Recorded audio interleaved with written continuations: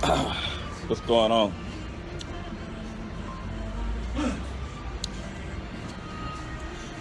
Take a moment or two. Chop it up for the family. Y'all know I like to come and kick it with y'all from Korea. But there ain't but so many ways where I can kick it with y'all since I'm here. What's up, Nick Nack? How you doing? It's a pleasure. Hey, I'm gonna get ready to share with you a little story, because you know that's what I do. I enjoy coming and sharing these little experiences, especially experiences from my time over here in Korea. But I'm just gonna take a moment to tell you a story. I was sitting back. Hey, first of all, you know, if you feel how you look, then you feel good. You know what I'm saying? And if you don't feel how you look, or if you then you might want to do something to adjust that. You know what I'm saying? So work on that. You know what I'm saying? I usually come on. It's Friday here. I'm getting ready to go and make prayer here shortly. But I usually come on during this time, so that way, because the way I feel about it, it's Thursday. You know what I'm saying? And if you ain't and if you got something to do, you probably shouldn't have nothing to do unless you're out there in Carol City and you're a member of the Kingdom Hall out there in Carol City, because you know the jokers used to have the meetings on Thursday. What's going on, Josh? Hey. So Nick, you check this out. I remember one Thursday, right? We was getting ready to go to the Kingdom Hall, right? And so you know, the Cosby Show used to come on Thursday, and so I used to always hate, you know what I'm saying, having to leave the house on Thursday, because on Friday in school they'll talk about what went on the Cosby Show. Assalamu alaikum, brother minister, right?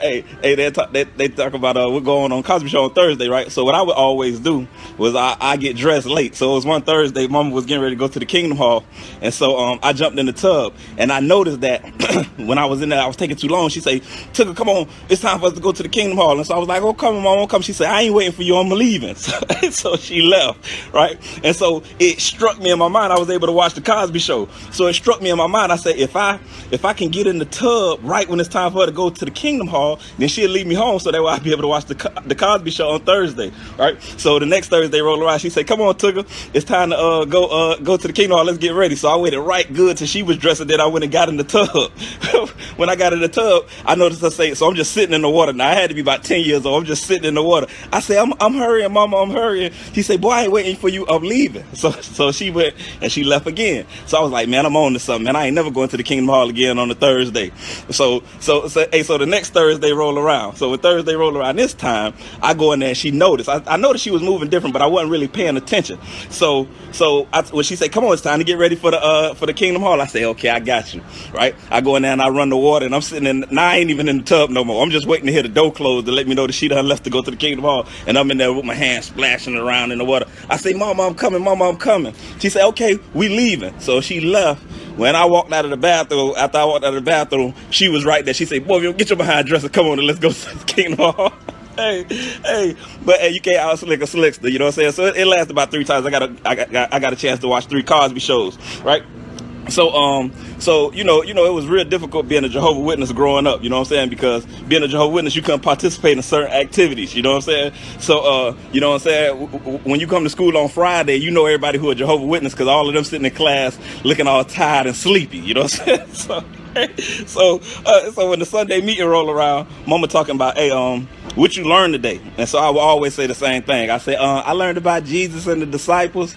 She said, "Okay." So she asked me again next Sunday, "What you learned today?" I said, "I learned about Jesus and the disciples." Mama told me. She said, "Hey, listen here, let me tell you something." She said, "If you don't pay attention when you go to that Kingdom Hall, I'm gonna beat your behind." I said, "Oh Lord." So that next Sunday, that's a lot of pressure to put on a little child, right?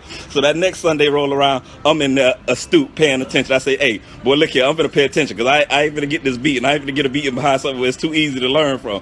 So I went in there and I actually listened this time. I learned about Moses and the disciples and the children of Israel and all of those things. So when we get in the car on this particular Sunday, man, that woman ain't asked me what I learned, man. I was 38 hot that lady ain't asked me what I learned when I went to the Kingdom Hall on this particular day. But I did learn about, the children of Israel. I learned about Moses and the Exodus, and I'm glad that she did make me participate in that activity, so that way I could learn exactly what was going on, right? So now, as a man, I can see how it applies to where we find ourselves at in our current sojourn in the country in which we live, right? So for those who know me, that's, from time to time we do different activities. And I was blessed, probably a couple of years ago, we put together an event for on the birth anniversary of Dr. Martin Luther King, and we had a lot of wonderful people that participated. We had our beautiful brother from Austin, Texas, the local representative of the Honorable Minister Louis Farrakhan, Brother Robert Muhammad. He came down and he delivered a keynote address.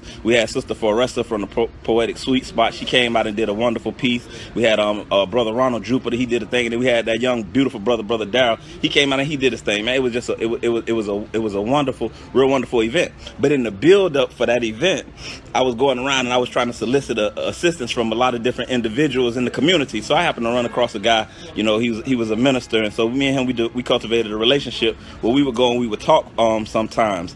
And what I would do, because I believe that faith is important, I take a lot of the little soldiers that I work with. I take them and we'll visit a church, or we'll do this, or we'll participate in the activity, and encourage them to go to a Bible study or something. So in the midst of all of that, in the cultivation of our relationship, at times we would engage in discussions. And so when we engage in the discussion, the young man asked me, about my positions and some of the things that I believe. He asked me about deliverance in the children of Israel and all those things. And because my mother had enforced that for me, it cultivated into me a very astute understanding of that particular part of our history. And so it might have been a Tuesday or so. I took a group of soldiers to Bible study, and as we sitting inside of the Bible study, a young Caucasian man, I'm calling him young, but the joke probably about like 60 for real, but young Caucasian man was saying that we need to make sure that we keep firm our relationships with our Israeli allies, as they are the descendants of Abraham. So when he said that, I felt kind of taken aback. I was like, if you believe that they're the actual descendants of Abraham, that means you also believe in the Hamitic curse,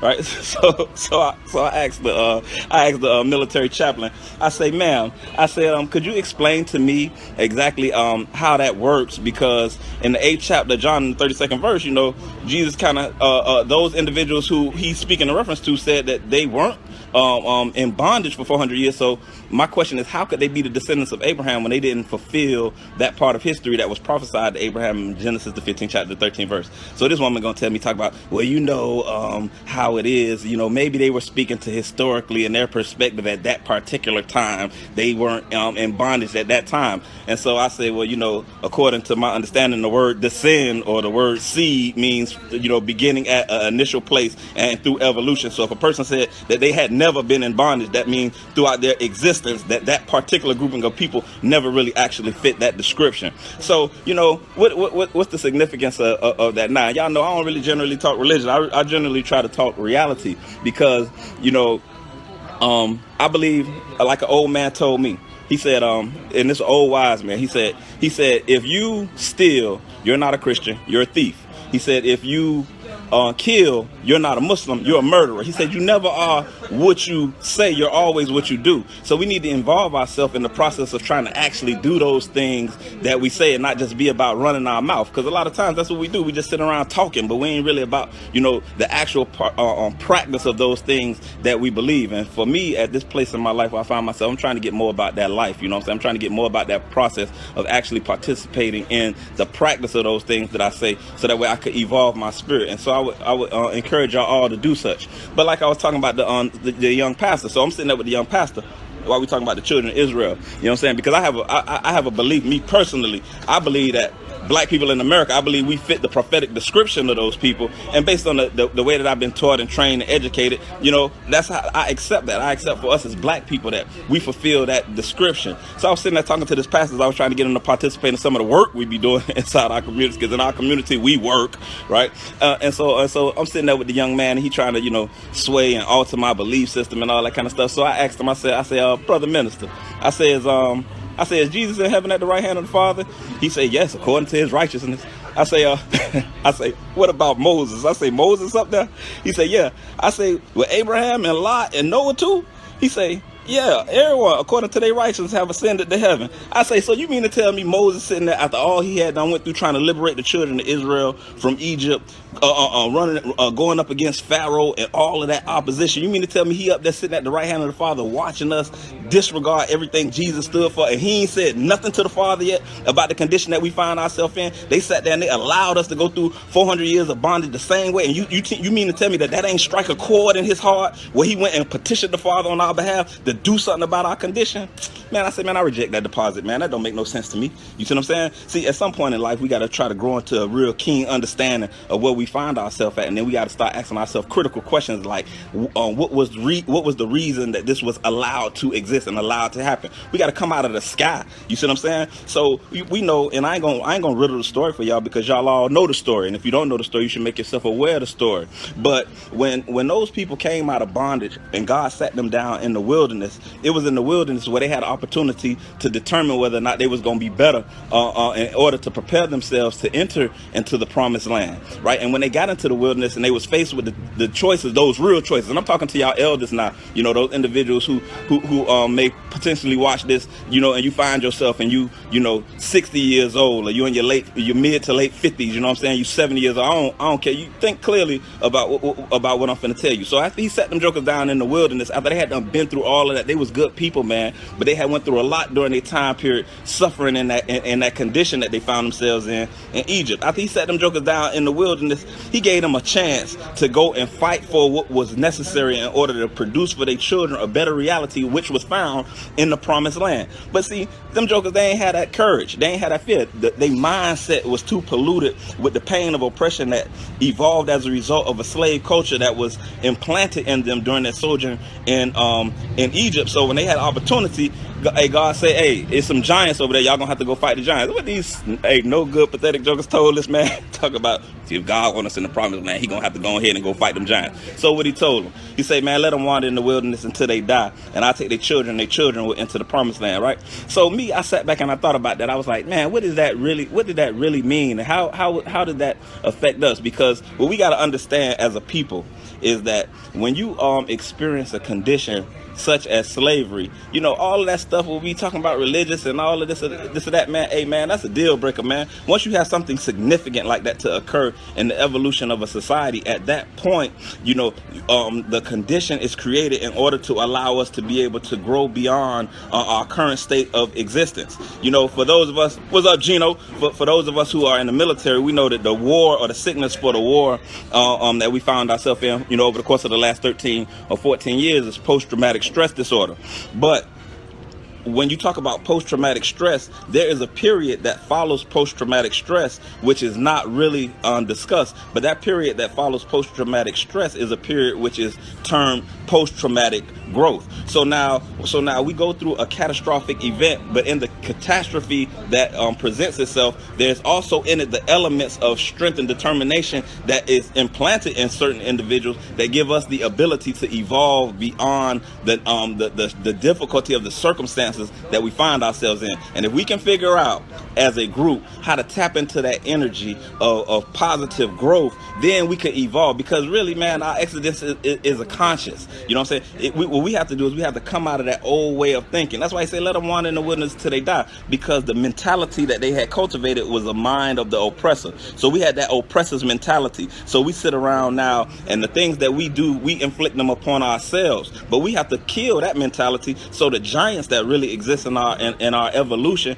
is giants that are superimposed. It ain't no physical, literal giants that we have to go contend with. We have to contend with the giants of poverty and want, the giants of indecent behavior, the giants of morality issues that affect our community. Man, as I grow, the older I get, man, I get a soft spot in my heart for, you know, certain conditions that we find that exist inside our society, man. And I think about, you know, some of the things that I went through in the household in which I was raised. And then as I look at that thing, man, it really break me down, man. It break my heart, because I know what I went through as a child. I know what was going on in our home. And I think to myself, I say, dang, man, it was a period of time in my life, man, where thought everybody was going through that same thing. 70% of the homes in our community, 70% of the homes in our community are afflicted with those same social ills. But now, as we become men and women, of substance in the society in which we live, it's our responsibility to tackle these giants, to tackle the giants of racism, to tackle the giants of oppression, to tackle the giants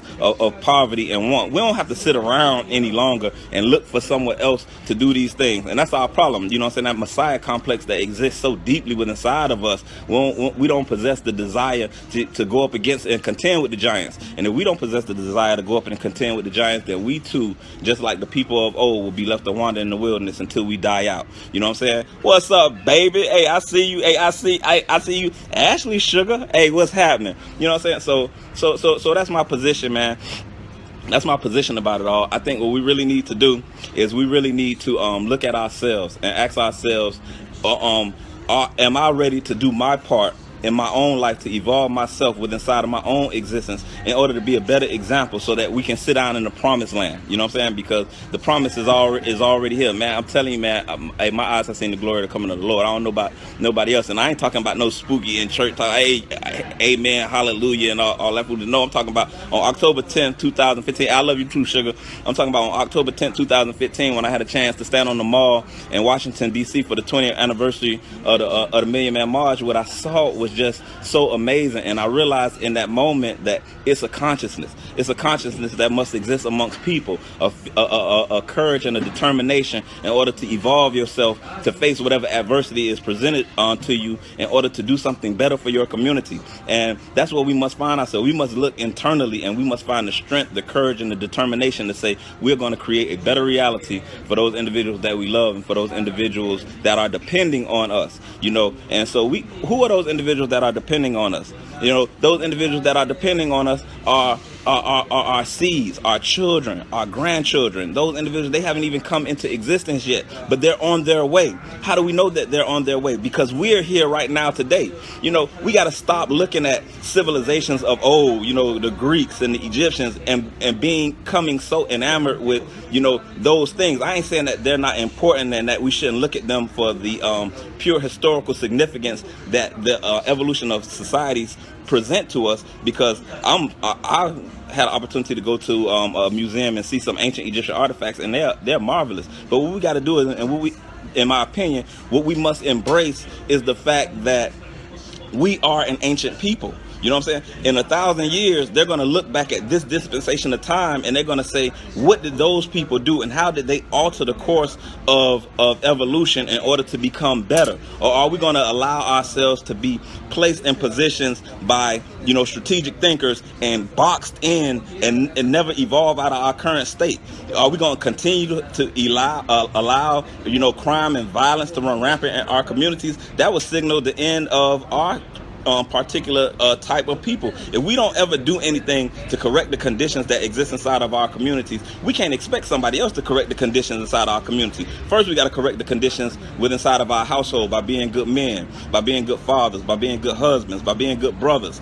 And then women, hey, y'all have to do better. You know what I'm saying? We all have a responsibility. We all have something that we have to do. And then we just got to love each other enough to go out now and then stop those individuals, stop those individuals that's in our community from them self-destructive behaviors. We got to love ourselves, man. Self-love is where it's at. And if we don't never take the time to love ourselves enough in order to share a kind word with an individual to try to get them to do better and to better their situation, man, we ain't gonna never ever have anything. And that's my opinion, And so I'm glad I have an opportunity to come and share, a little bit. It's a tremendous responsibility that we have as human beings alive during this dispensation of time to just try to be good people, man. It's a real difficult task. Why? Because we don't really know what's next or what steps we should take. This portion of history, we're writing it as we walk it. You know what I'm saying? So what we have to ask ourselves is, are we going to allow the narrative that is currently written, we administer society, black people this, black people that, white people are racist, understand this about racism, and for those individuals that that I interact with socially that are Caucasians, racism is a learned behavior, right? So if racism is a learned behavior and it's 2016 and we have just come to the conclusion that there is a strong racial divide in our country, we have to ask ourselves, what ideology is it that continues to regenerate this type of ideology and pass it down to generations? You know, because it's a learned behavior. If you remove the ideology, then you'll remove the behavior. But what we have to ask ourselves and ask critically, where is it coming from? And y'all millennials, especially my little kids that watch this, you know, my nephews and my nieces, y'all millennials,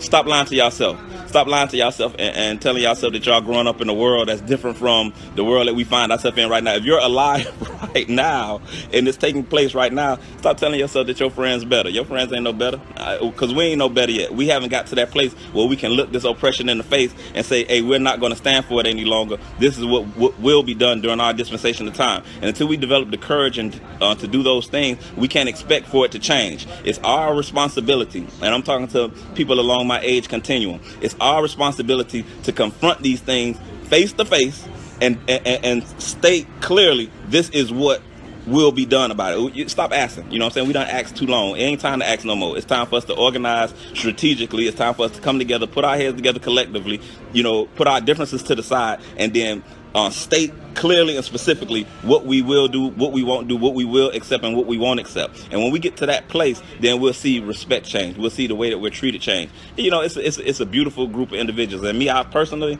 I don't tell people to go do this or go do that. Hey, that ain't my thing. You know, I try to live my life in a certain way. If a person got questions about, you know, how that is, what's up, sugar? If a person got questions about it, you know, I'm free to share with you, you know, from my life experiences, you know, those things that I've learned during my dispensation of time on this planet. But it's time for us to stop being scared to engage in evolutionary thinking. It's time for us to stop being scared to entertain different ideas. You know what I'm saying? We at some point we have to do that, because when God sent Moses up there into Egypt, when God sent Moses up there into Egypt, he ain't sent him with what the Egyptians had going on. He ain't say, here, man, go. Hey, okay, I like this, I like that. He said, nah, we don't need none of that, man. Leave all of that crap, and we're going to go sit down out here in the wilderness, and we're going to figure out what the next steps is. So why y'all keep on wanting it so bad, man, take and embrace all this foolishness that we've been experiencing during our sojourn in life? Y'all can't see that it is not to our benefit. Like, I shouldn't say y'all, man. I should say we can't see that it's not to our benefit. You know what I'm saying? Because ain't none of us better than the other. We all in this thing together. And the only way we're going to get out of it is if we get out of it together. So let's come together collectively and let's talk about these things. I was having a beautiful conversation. I'm going to let y'all go because it's almost time for me to go make my prayer. But I was having a beautiful conversation with a young man a little bit earlier. And you got to look at it like this. Look at it like this. Everything is a system, right? And so what I got to ask myself is, what system can I apply to my life force to evolve me to a place where I'll be able to maximize my opportunity and maximize my potential? What system can I use? Because there are many systems of understanding and many systems of belief, many systems of education. But what system is the correct system for me, right? And so when we look at evolution, time, history, and the way that we have evolved, and when we look back, you know, we have to ask ourselves, was those individuals and the things that they were understanding as according to the way they were taught and the way that they believed, were those systems, and I'm talking about education and religion and all the various systems, were those education and religious systems the most effective systems to evolve the potential of those human beings? I got a beautiful brother, man, and me and him, we have conversations all the time, and I tell you, man, I'm talking about that joker was exemplary. He was a model guy. That joker came through Carol City and he blew Carol City away. Like everybody sung his praises. Hey, and those who went to Carol City, y'all know Fred did his thing out there at Carol City. Them people love Fred to death. Full ride scholarship to Jackson State University, graduated cum laude. Man, that man is like, and he did it all without the direct influence and mentorship of a male role model in his life that played. I'm talking about his direct biological father. He had some strong men, because we got some strong men in our family, but he did it without that direct influence in his life, right? Now me, when I came through Carol City, hey Lamar, hey, come on, man. Hey, when I came through Carol City, it was a tad bit different. I'll never forget. Hey, I'll never forget. I was sitting down. I walked in Carol City one day, and I saw Miss B.J. Freeman. Miss B.J. Freeman seen me, and when she first found out that I was Fred's little brother, she was like, "Oh my God, we got another Bethel here. Oh, we blessed." And so I was like, "What she mean? What she talking about?" You know what I'm saying? Hey, then B.J. got to know me. Hey, B.J. seen me one day, and B.J. say, "Hey, you and Fred might be brothers, but you and Fred ain't nothing alike." I told her, I say, "Miss Freeman, me and Fred brothers, but we got different mamas." Hey, man. Hey, I was different, man. I was just misguided. You see what I'm saying? I was just a misguided individual, right? So now, look at my life, though. You see what I'm saying? Look at my life. Look at all the things that I've been through. And I've been through a lot of things. And I'm not trying to glorify myself because I'm just a regular cat from Carol City. You know what I'm saying? But I've been able to figure out, you know what I'm saying, how to make some moves in order to preserve my life force, in order to evolve myself just a little bit, right? And so the question that me and Fred was having, the conversation that me and Fred were having, I said, "Fred, look at what you did. Look at the model and the system that you used for your particular evolution, right? And look how far it have gotten you, right? Now, look at me. And look at the system that I have used to evolve myself to get to this place of stability. Imagine if you understood the system that I use, because with your potential, the system that you use, man, I really feel like it should be Fred Bethel for president in 2020. You know what I'm saying? That's how I really feel. I really feel like it should be Fred Bethel for president in 2020. But when they do that background check and they find out about his people, man, I'm sorry, because they be talking about, "Hey, man, we can't let Mr. President get to Camp David, man. He took his brother and them down there. He brought in Vicious Funk DJs, man. Hey, and Luke and them about to do the after party. You know, it'll be all over. It'll be curtains, man." So, you know what I'm saying? Because you already know I'm opening that thing up, man. Everybody from class of 93, 94, 95, 92, 91, 98. Come on, man. Come through, man. We finna go do our thing. So, you know, we got to take these things into consideration. And so, you know, hey, man, I ain't playing with y'all today, you know. But we got to ask ourselves, what system? For us as parents, in all seriousness, for us as parents, right? Think about yourself and think about how much attention you paid to your parents and the guidance that they gave you as you sought to evolve yourself. That's what I want you to really consider. Think about the effort that you placed into being disciplined and obedient to your parent, right? Now look at your children and ask yourself, are your children as obedient as you were to the guidance that your parents gave you? And if they aren't as obedient, or if you weren't as obedient, we have to ask ourselves, what is the system that we can apply to ensure that we evolve our children along the same continuum? But what we can't think is that our children are going to fall into success without having guidance and direction to aid in the evolutionary process. We as parents, it is our responsibility to shepherd these systems in order to make sure that we got the correct system of cultivation in place so that we can grow the potential of our children. Why? Because our children and we as children are earmarked for entrance into the promised land. We have to stop thinking that a group of people entered the promised land. That never happened. We, the people, are to enter the promised land. So if we are to enter the promised land, we have to ask ourselves, are we currently conditioned and constitutionally fit to go to war with the giants, and what do those giants look like? And I say to you today that those giants are a level of consciousness that exists inside of us. It's a level of limitations that we impose upon ourselves, our character, and our determination to prevent us from reaching our peak. Ask yourself, are we doing those things? Are we doing those things strategically and systematically, or do we just believe right now that we understand and that we got the right way, that we know what we're doing, and I don't need nobody telling me nothing? Because if that's what you think, boy, you're going to lose control of your family. You know what I'm saying? You're going to lose control of your kids, and then they're going to be out there in the streets looking for individuals to provide for them guidance. How do I say that? And I say that scientifically because according to research in the 1950s, the biggest influence on children was church and parents. Okay, but when we move up through the 1990s, that changed. It was a paradigm shift. So the biggest influence on children were no longer church and the parents. The biggest influence on children, as a result of us having to go out and provide two-parent incomes in order to survive in the society that we live. The biggest influence on children today is entertainment and the peer group. So imagine children trying to raise children while listening to Lil Wayne, while listening to Jay-Z, while listening to the music that's produced during this dispensation of time. Oh, y'all ain't familiar with that? Because that's what we used to do. Remember, all us used to sit around, listen to them Disco Dave CDs, riding in the car, acting like we was grown, riding in the car, acting like we had all of the solutions to life's problems. Man, we conducted ourselves like we was grown people, man. We was 13, 14, and 15 years old, but we was making grown people moves. You see what I'm saying? We was moving like grown people. Think about the conversations you used to have when you was 13, 14, and 15. Man, I'm going to tell you what I don't never do. And my daughter just checked on here. What's up, she love you, baby. Hey, I'm going to tell you what I never did while my children was growing up, and I never do it. I never check their phones. I never check them. I promise to God I never check them, because I will never see my children no different than the way I see them right now. Hey, I never check their phones. I don't check behind them. I don't do those things. I ain't got to.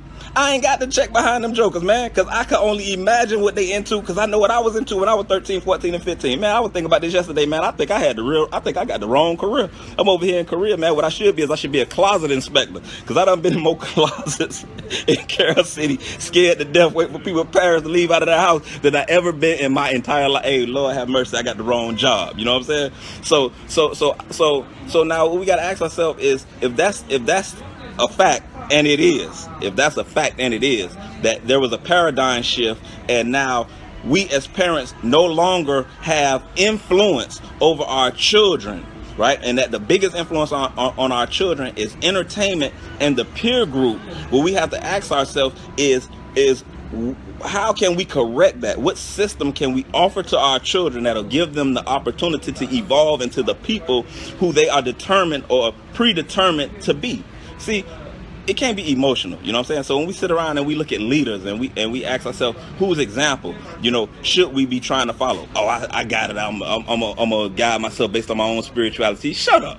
If you're going to guide yourself based on your own spirituality, then do it. You know what I'm saying? And then make a change and evolve our community, so that way we can have so we can survive. So that way the rates of violence and murder and drug abuse and addiction, so that way it declines. You know what I'm saying? So that way our women stop getting molested and raped within inside of the home, so that way we as men can be good, and so these no good uncles ain't around here touching on these kids. If you know something that you can guide yourself according to your own spirituality, you don't have the answer. And the answer was not given to us in the form of the religious systems that were placed upon us. I don't have nothing negative to say about individuals that have their own particular belief system. I promise you, I really, really don't. You know what I'm saying?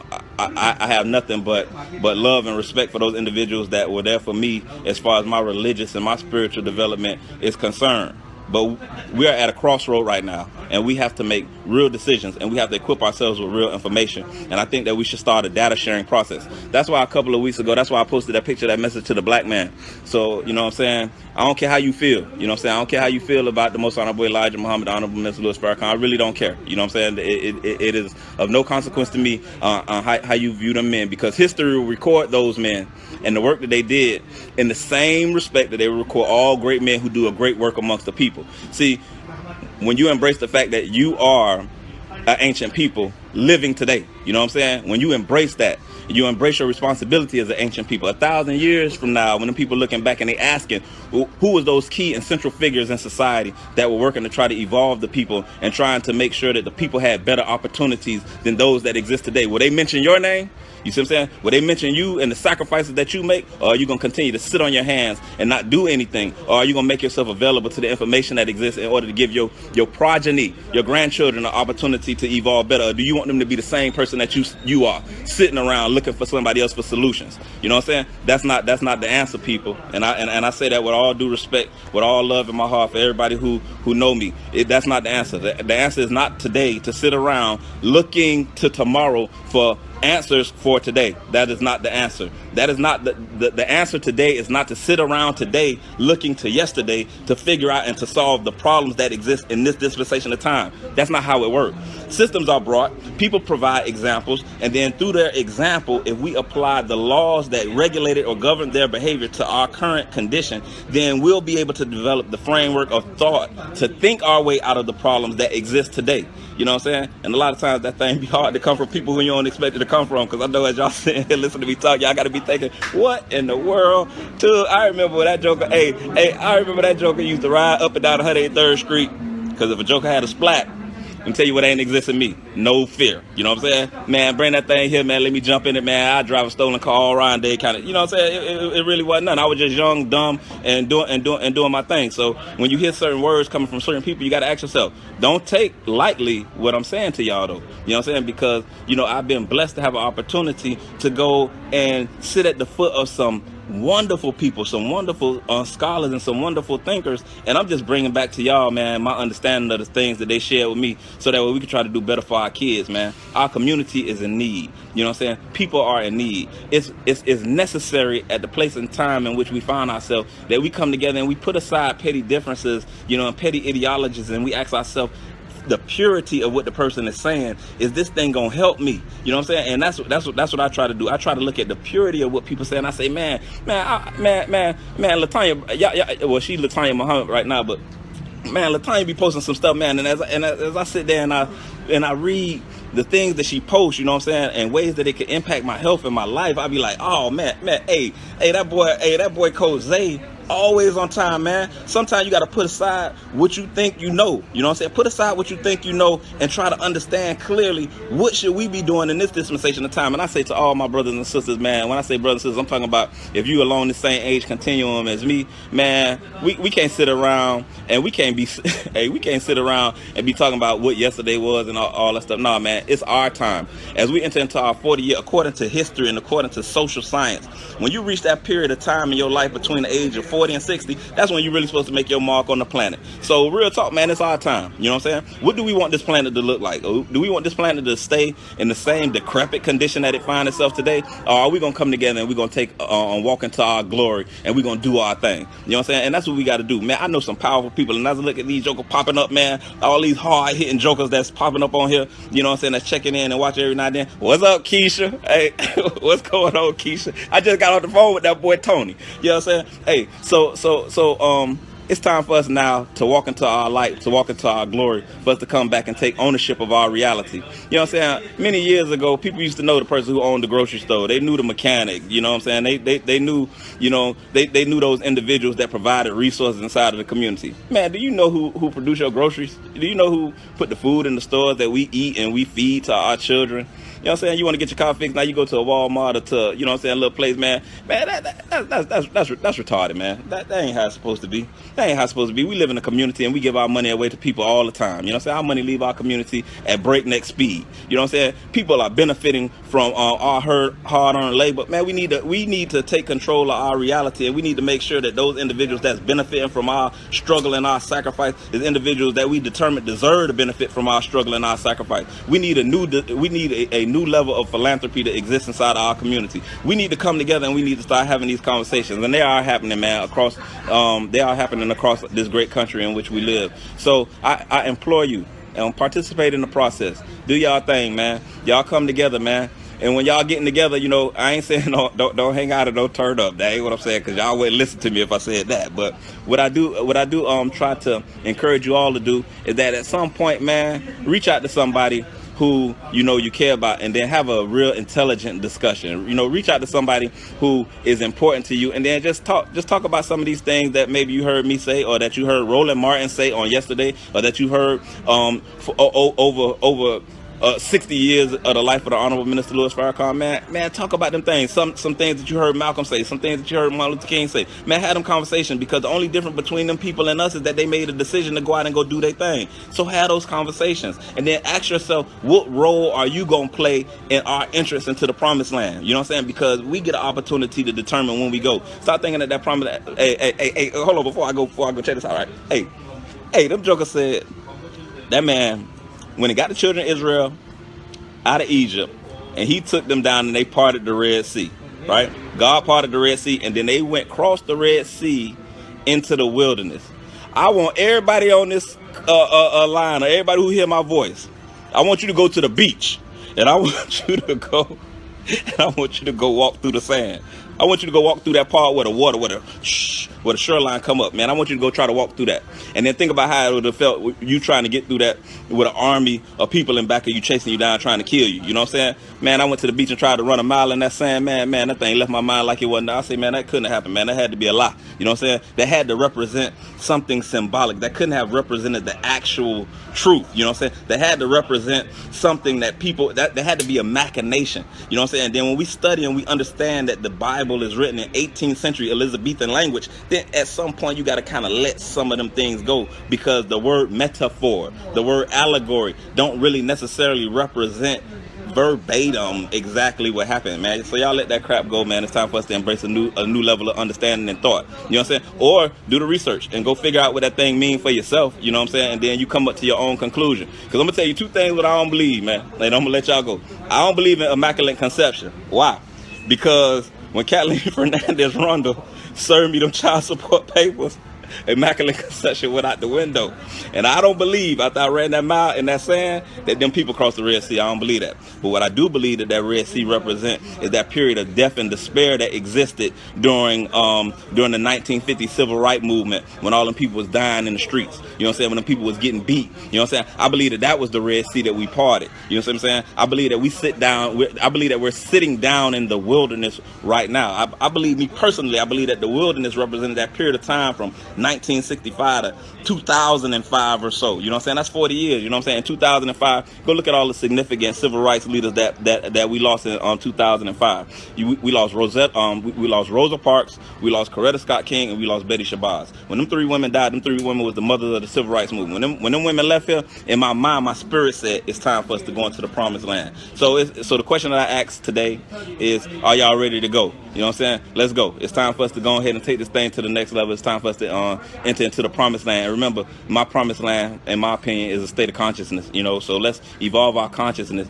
in order to be able to embrace new realities, and then let's go to war with those things so that way we can do better by our family, by our children, you know, and by the society in which we live. Look, man, it's time for me to go pray. I'm finna slide up here and go make salat. You know what I'm saying? Y'all do y'all thing. Y'all keep me in y'all prayer. I'm gonna keep y'all in mind. I always know, man, I love y'all no matter what. You know what I'm saying? And I'm always here for y'all, man. I love my family, man. Y'all be easy, man. Peace.